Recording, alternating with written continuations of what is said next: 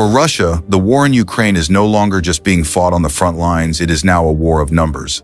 By the summer of 2025, official and independent sources estimate Russian casualties at over 1.1 million. This figure doesn't just reveal battlefield losses, it shows how quickly Russia's manpower reserves are being drained and how close the army is to reaching its breaking point.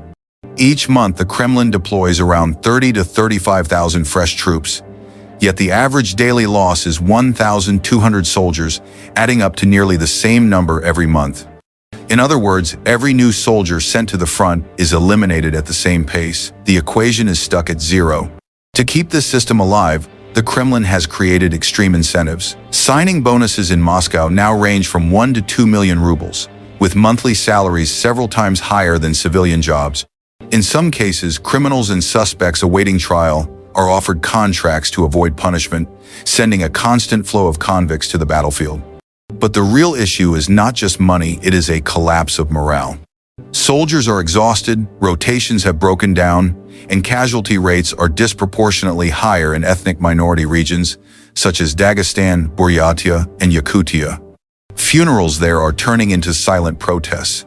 The financial cost is staggering. In just the first half of 2025, personnel expenses exceeded 2 trillion rubles, and by the end of the year may reach 4 trillion.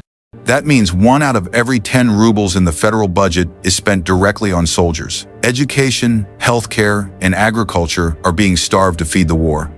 Western sanctions have deepened the crisis. Essential military components, once purchased easily, now cost 3 to 4 times more through backdoor supply chains in China and Central Asia.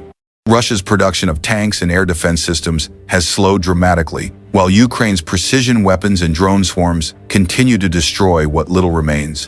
The result, no matter how many new soldiers the Kremlin finds, they are destroyed at the same rate. Russia is pouring money into a system that cannot expand, a war where manpower, technology, and industry are bleeding out together.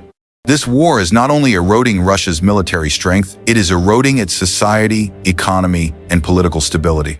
The Kremlin may still maintain control through propaganda, money, and repression, but an equation that remains locked at zero cannot last forever. At some point, it must break, and that break may not just come on the battlefield but inside Russia itself.